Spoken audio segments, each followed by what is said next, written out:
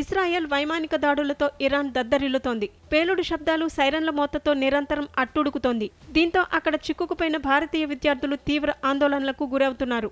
తాము నిద్రలేని రాత్రులు గడుపుతున్నామని ఆవేదన వ్యక్తం చేస్తున్నారు. వీలైనంత త్వరగా తమను స్వదేశానికి తీసుకువెళ్లాలని భారత ప్రభుత్వాన్ని అభ్యర్థిస్తున్నారు. శుక్రవారం తెల్లవారుజామున భారీ పేలుడు శబ్దాలతో నిద్రలో నుంచి ఉలిక్కిపడి లేచానని, తనతో పాటు చాలా మంది బేస్మెంట్ కు పరుగులు తీశామని, అప్పటి నుంచి తమకు నిద్రలేని రాత్రులే మిగిలాయని ఆవేదన వ్యక్తం చేశాడు భారతీయ విద్యార్థి ఇంతిసాల్ మొహిదీన్. ప్రతి రాత్రి పేలుడు శబ్దాలు వినిపిస్తూనే ఉన్నాయి. మేముంటున్న ప్రాంతానికి కేవలం 5 కిలోమీటర్ల దూరంలోనే పేలుడు సంభవించినట్లు తెలిసిందని ఆందోళన వ్యక్తం చేశాడు.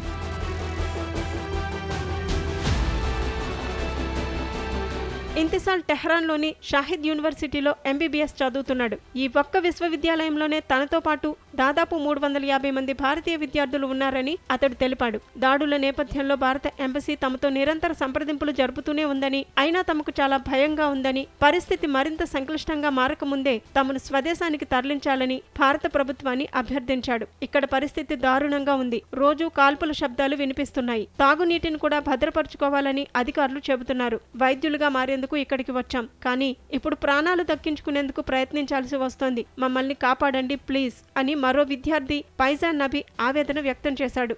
ఈ పరిణామాలపై భారత విదేశాంగ శాఖ స్పందించింది. ఇరాన్లో ఉద్రిక్త పరిస్థితిని టెహ్రాన్లో భారత ఎంబసీ నిరంతరం గమనిస్తోంది. అక్కడి భారతీయ విద్యార్థుల భద్రత కోసం చర్యలు తీసుకుంటోంది. కొన్ని ప్రాంతాల్లో ఇప్పటికే కొంతమంది విద్యార్థులను సురక్షిత ప్రాంతాలకు తరలించింది. మిగతా వారి పరిస్థితిని కూడా ఎంబసీ అధికారులు పరిశీలిస్తున్నారు. కమ్యూనిటీ నాయకులతోనూ నిరంతర సంప్రదింపులు జరుపుతున్నామని విదేశాంగ శాఖ ఓ ప్రకటన విడుదల చేసింది. పరిస్థితి మరింత తీవ్రంగా మారితే వారిని తరలించే అంశాన్ని కూడా పరిగణలోకి తీసుకున్నామని తెలిపింది. ఈ విషయమై ఇప్పటికే ఇరాన్ అధికారులతో సంప్రదింపులు జరిపింది. విద్యార్థుల తరలింపునకు భారత్ చేసిన అభ్యర్థనను టెహ్రాన్ అంగీకరించింది. ప్రస్తుతం గగనతలం మూసివేసినందున భూ సరిహద్దుల మీదుగా తీసుకెళ్లొచ్చని ఇరాన్ విదేశీ మంత్రిత్వ శాఖ వెల్లడించింది.